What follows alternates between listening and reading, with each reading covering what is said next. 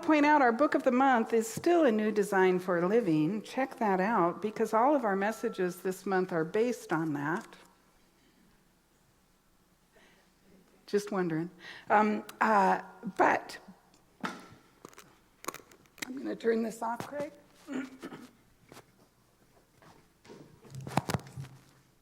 All right, let's try this. One moment, please. Technical difficulties.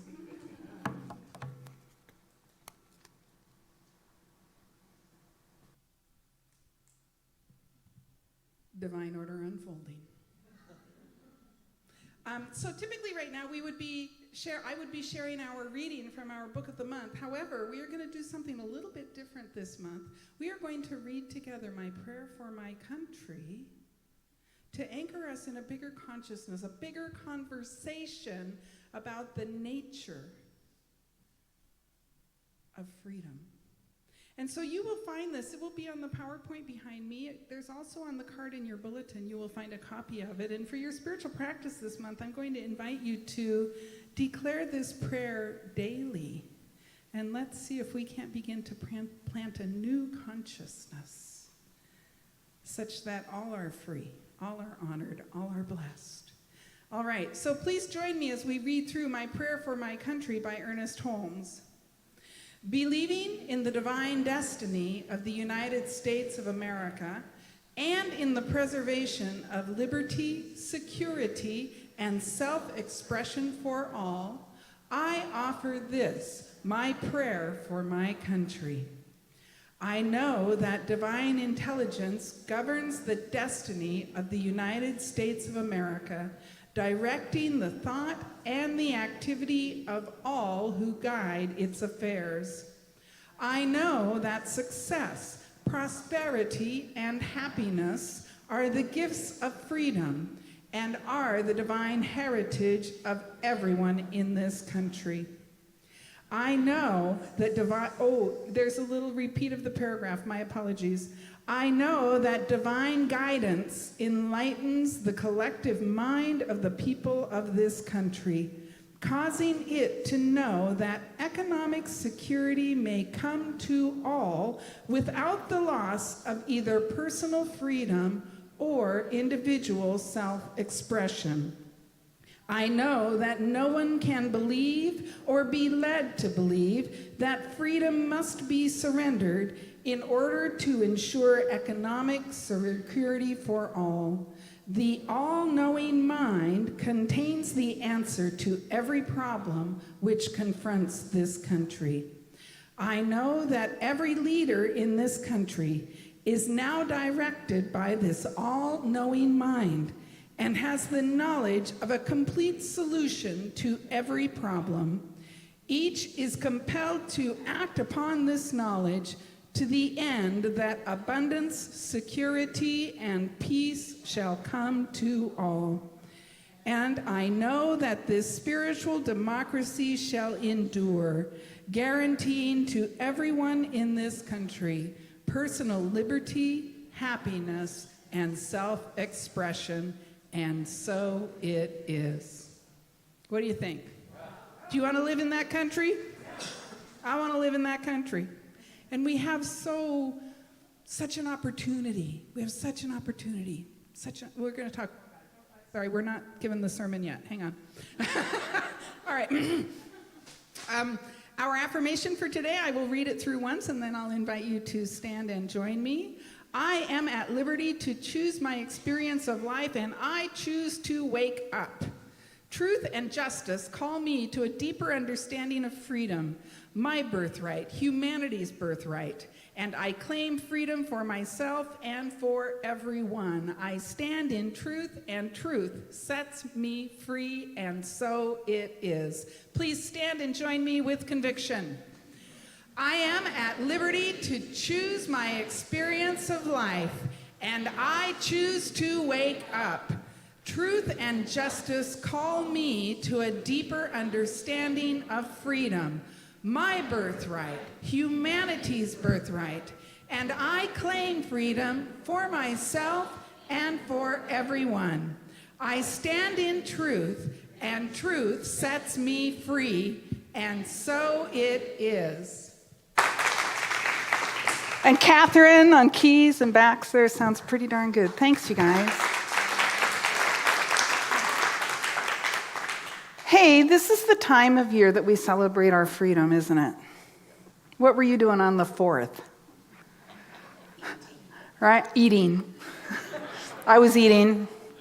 I was sitting on a dock down on American Lake watching literally tens of thousands of dollars go up in smoke.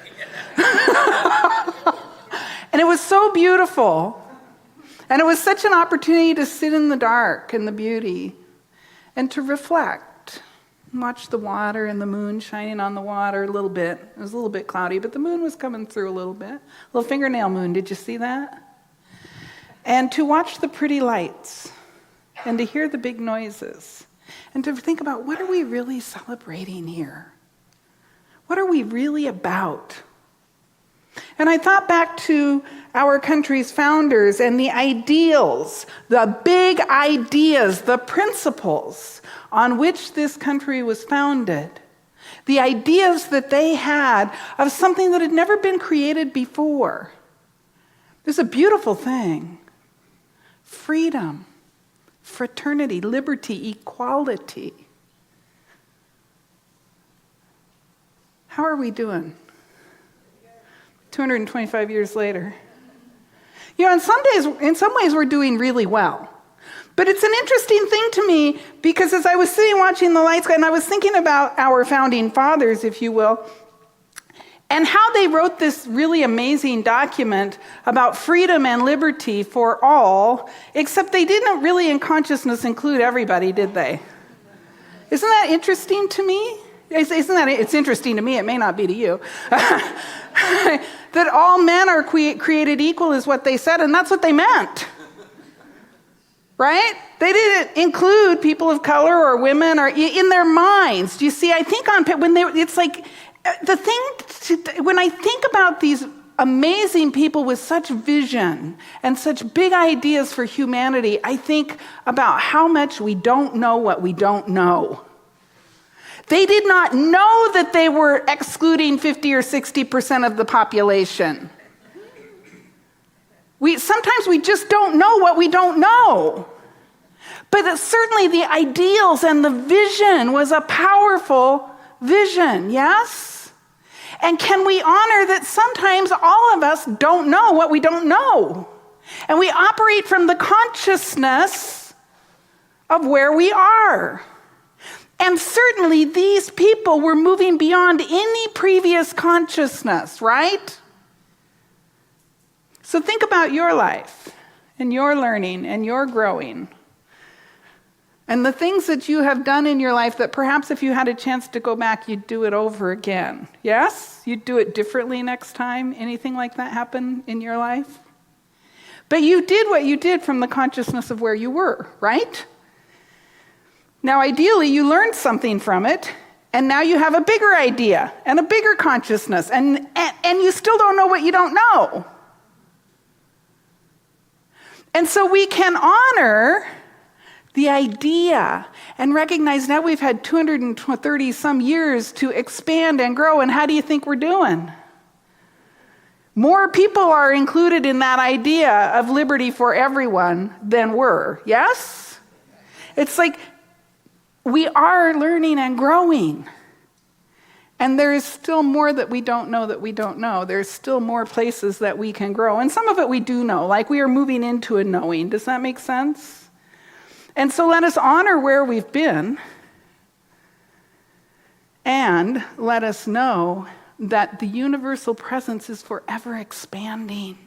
We cannot ever know it all. We cannot ever live from the fullness of God completely, and yet it is our responsibility to do our best, to live from that place, to have an open mind, to have an open heart, to be willing to challenge our ideas and say yes to the notion that there is something greater yet to be known in the infinity that we call God. And so let's explore this notion a little bit by exploring what really does it mean to be free.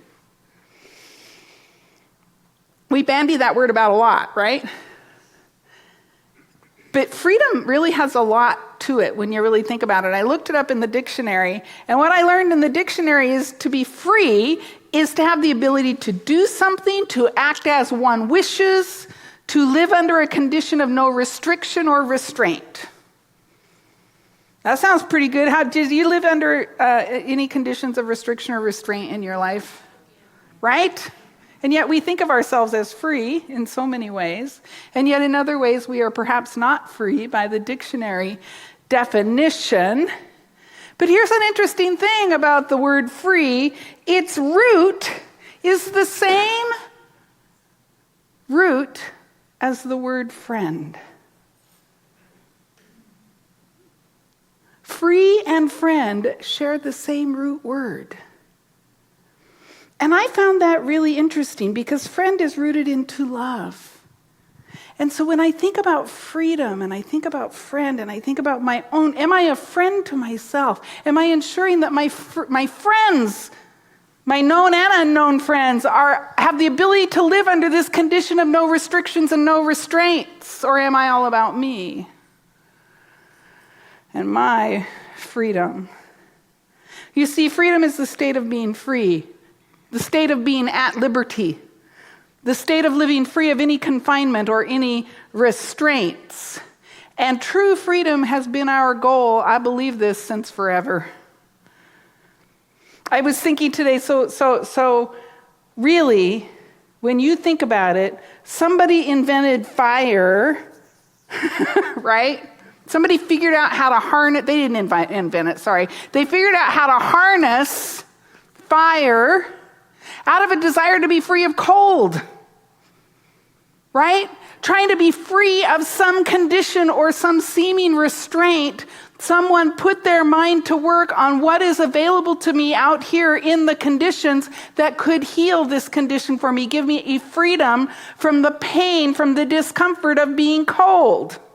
And then all kind of things came out of it, right? Out of harnessing the power of fire.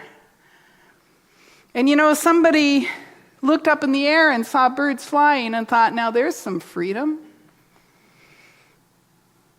I feel constrained. There is a restraint. I am restrained to being here on the ground, but began to have a vision of humans flying in the air, and now we fly all over the place, yeah? There's big metal tubes all over the planet. And we do things like hang glide. We do all kinds of things, right?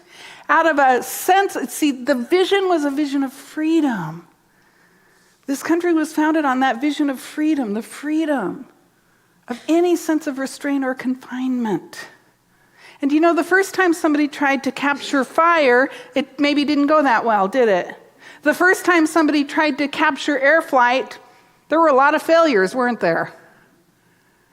And yet the vision held one true. The vision of being free from a sense of restraint held someone true to the vision of air flight. How beautiful is that? And so what do we really want in life? In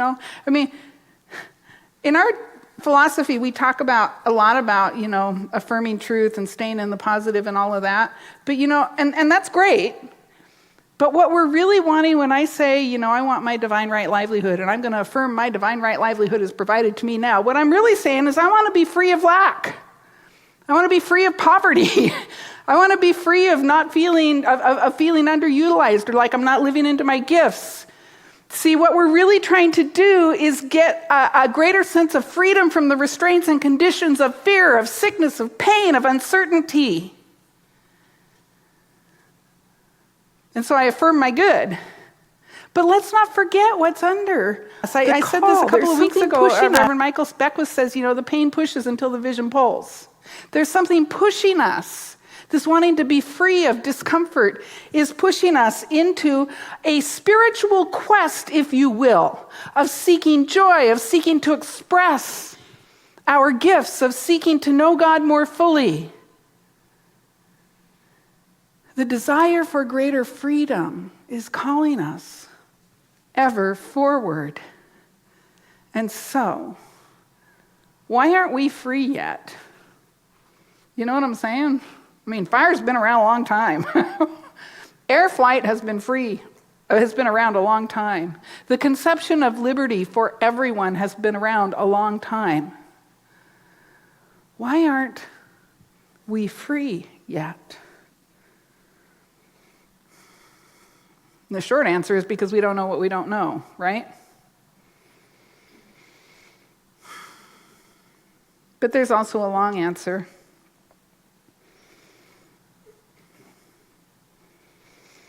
We haven't anchored, you come here to hear what I think, right? But what I think is anchored in principle, right? The principles that we teach. And the fact is, the core principle that we teach is oneness and unity. That's the name of our community. Oneness and unity. And if we fully understood our oneness and unity, my quest would not be just for my freedom. If I truly understood that you and I are one thing, my quest would be for your freedom. My quest would be the highest and best for everyone, not just for me. True equality, true freedom is freedom for all, really, regardless of our differences of opinion, of color, of background. Doesn't matter. True freedom, because I am at one with all things, all people, every essence. And if you are not free, I am not free. And so let us be about using the creative process. That was all last month, right? We talked about how do we use the creative process to change our experience of life. Yes? You see, if we understand truly that there is only one thing happening, and that we are at one with the infinite, and we have the ability to duplicate its creative nature. In fact, that is our nature. We use our own creative power, divinely bestowed creative power, to indeed create that world that works for everyone, in which equality is real, not a word, in which freedom is real, not a concept. Take a deep breath. How's everybody doing? So this message is called the cornerstone of freedom. And a cornerstone is the first stone that's laid usually like in a big project, And it's a big deal. Often the cornerstone is established with a date. And we plant the cornerstone, and it is the first stone. It's often done with great ceremony and ribbon cutting and people standing around clapping, right? And it is the support, the foundation of the entire project. What is the cornerstone of freedom? The foundation of freedom is this conception that we are all one. And how I engage with life affects how you engage with life. And how you engage with life affects how I engage with life. And I can use the creative process to anchor myself in that larger idea and create an experience of freedom for myself and for everyone. The cornerstone of freedom is the very name of our teaching, unity. And not just that it's a name of a teaching, right? Do you get that? What does that word mean? No division, no separation, one thing happening. Your good is my good. The good of the world is my good. How I engage with you, how I engage with the world makes a difference. That's the good news. You want to hear the bad news? I mean, it's good news and bad news. The thing is that if indeed this is the fact, if indeed this is the spiritual truth, the implication is that we have some responsibility. And some of us don't like that word very much. I'm not responsible for you. I'm not responsible for that. Yes, you are.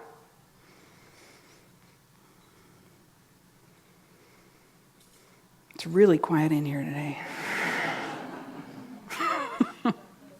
Yes, you are. Yes, I am. We are all responsible to and for one another in this holy and sacred experience that we call life.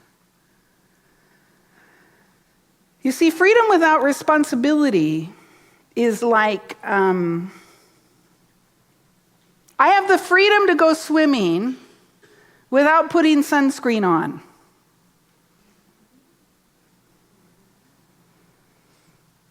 And there's going to be a result that isn't very pleasant because I'm going to get all sunburned. I'm swimming at the lake. If I'm in a pool, maybe not. But there's going to be a price for me to pay if I do not take responsibility for the care of my skin and put some sunscreen on. And it's a simple kind of preventative thing that I can do, but I have the freedom to not do it, right? I have the freedom to just step out off these steps without looking or without any concern. I have the freedom to do that. I have the freedom to step off the side of a building. If I am not willing to take responsibility for the outcome, perhaps that freedom is not very well employed, is it? And so are we willing to take responsibility for the outcome of the acts that we engage in that we call our freedom? You see, if we're not, we're just swapping one form of bondage for another. We might be free of restraint. Sure, I'm free to step off the side of a building, but then I'm going to really be in some restraints because I'm going to be in traction. So freedom without responsibility is simply, now I'm in bondage to something else. I find it really interesting thinking about the foundation of this country that, the people who first came here, the white people who first came here, came with a vision of religious freedom, didn't they? And within a very short time, they were persecuting people for their religion. Isn't that interesting how we are as humans? They came with a vision on a quest for greater freedom. And then they limited the freedom of others. Have you ever done, does this ring a bell with anybody? We do these things all the time. Well, what's good for me? No, you don't get that. You see, we must take responsibility, not hold ourselves in bondage to an idea. Emma Curtis Hopkins said, if we stake ourselves to an idea, it's like staking ourselves to something, to a stake in the ground. We bond ourselves to an idea, and then we can't get any further from the stake than the rope, right? And we can turn around and around and around, and the further around we go, the tighter the rope gets, right? Less and less freedom, more and more bondage. And so truly, taking responsibility, understanding that I am responsible not just for my own experience of life, but for yours as well, we move into a greater experience of oneness and unity.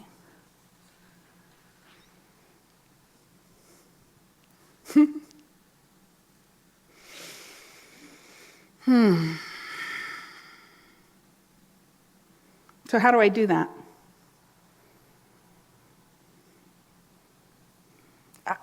Honest to Pete, I've been having a hard time lately. Some of you guys know I'm going to Africa next month for a couple weeks. And I've been reading lately about, the carbon impact of flying. And we fly around a lot, right? It did create a greater sense of freedom for us to be able to fly around the world, right? I can be in Africa in 16 hours. That's kind of cool. And yet I realize when I look at, and I don't fly a lot, but when I fly, there's a responsibility that comes with that. Yes, it gives me the freedom to get around the world, but you know what? There's a carbon impact. I've been struggling with this a little bit. I've been struggling with, I really should recycle this thing. It's not that hard, but it's not easy right this second. It's not convenient right this second, right? And I don't want to think about it. What do I do? But the fact is, if I truly am responsible for not just my experience of life, but everyone else's, I have to be responsible for the difference I make here on planet Earth. And that's not fun for me to know. I would rather go back about 20 years and not have to think about these things. But there's only one thing happening: one mind, one heart, one God, one presence. And if I truly am about being a place where that presence can show up and express, am truly about transforming the world, making the world a better place, if I am truly about what I say I am about, I have responsibility. Take another breath.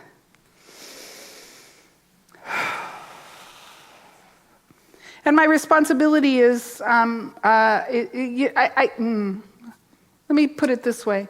A great question I've been asking myself a lot lately is, am I a source of good for myself, for the planet, and for others? Am I a source of good? Am I a cause of greater good for myself, for the planet, and for others? Because we know how the creative process works, right? There is a vast unformed substance. And I kind of put it out there, it's not out there, it's actually in here, right? There is a vast unformed substance that is out there, it's in here, it's everywhere. And this substance comes into being by the power of our willingness to bring it into being. The chair came into being because somebody said, "Let there be chair." The light came into being because the infinite said, "Let there be light." Love comes into being when I say, "Let there be love. Let me behave lovingly. It's a small thing. Let me recycle this thing." But you know, what were we watching last night? Oh, we were watching, anybody watch The Prophet? It's a show about this guy. He goes in and he helps businesses do better. And one of the things, the business he was helping last night, we watched this rerun last night, it was about key lime pie. This guy sells key lime pies. And he was really proud of the fact that to tourists he sells, I think it was 40,000 key lime pies a year. And he was saying to this business guy, "But I sell 40,000 key lime pies a year." And the guy looked at him and said, "There's 2.5 million tourists through your town every year. You're only selling 40,000 pies, right?" So when I think about myself and my little thing that I'm too lazy to get up and recycle properly, how many people are on the planet? How many people are in this city? If we will all get up and recycle the thing properly, the impact is endless. Yes? If we can all make a decision to live more lovingly, if we can all make a decision to be more inclusive, if we can all make a decision to look in the eyes and smile at someone who is maybe looking different from us, if we can all make that decision, then the world changes from 40,000 pies to 2.5 million pies. And that's an impact. That's an impact. And we have the freedom to do that or not. You don't have to. But just like jumping off a building, you will live with the consequences. And in our case and where we are as a country and a planet right now, our children and our grandchildren will live with the consequences. And what is the legacy we will leave? What is the legacy we will leave? Are we willing to do right now what will be a cause of greater freedom for our children and for our grandchildren? Because there is only one thing happening. One power, one presence, one love. We have been given so much and so richly we have been provided for. Will we be good stewards of that which we have been given? So, just a few little seeds. We are at liberty to choose our experience of life, and we choose to wake up. Truth and justice call us to a deeper understanding of freedom, our birthright, humanity's birthright. We claim freedom for ourselves and for everyone. We stand in truth, and truth sets us free. So please turn within, and let's seal this message. Let us lay the cornerstone of freedom in our own lives.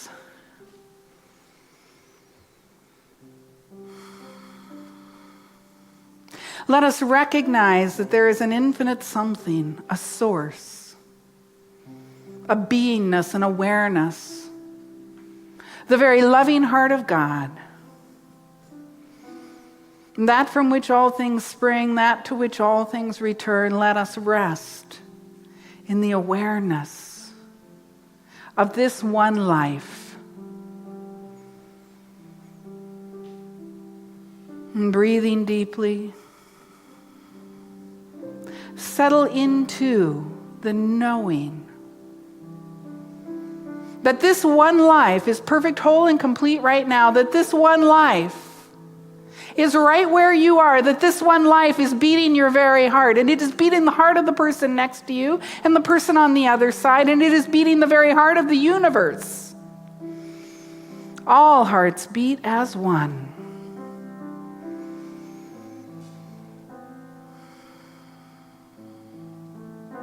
And in your mind right now, simply see this heartbeat of life. Our brothers, our sisters, the animals, the trees, the very planet alive.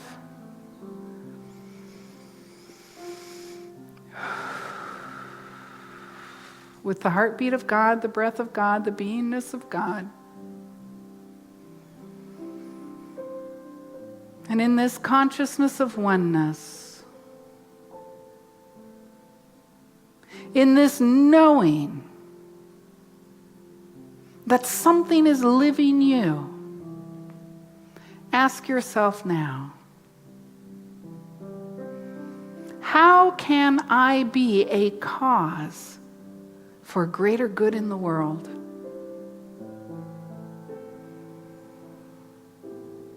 How am I called to be a source of freedom for others?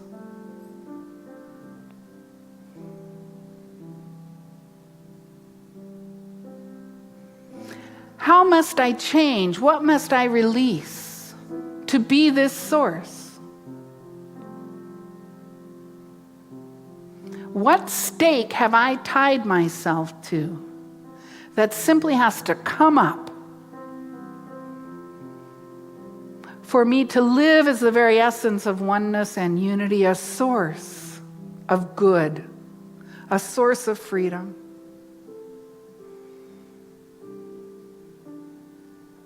And you simply allow the awareness to make itself known in your mind and in your heart. For your mind and God's mind, one mind.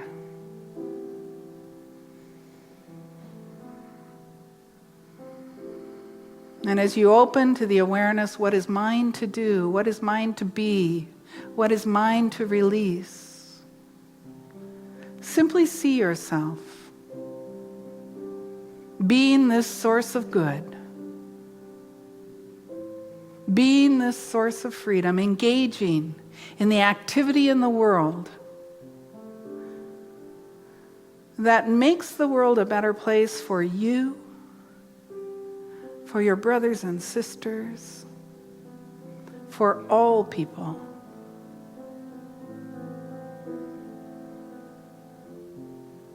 And as you engage in this activity, feel the loving presence of God well up from deep within you as you make a difference. You make the world a better place.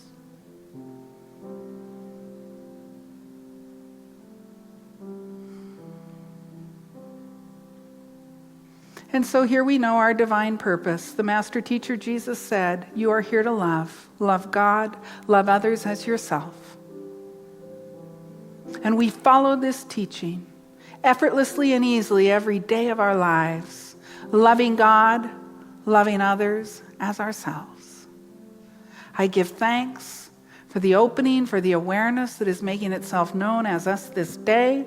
I give thanks for the mind and heart of God that has called us together to do this work. I give thanks for the expanding consciousness of oneness that is happening in this room and happening worldwide. I give thanks that God is good, all is well, and we are called to divine right action. And so I close this message with a grateful heart and simply allow the good to be. And so it is. Amen.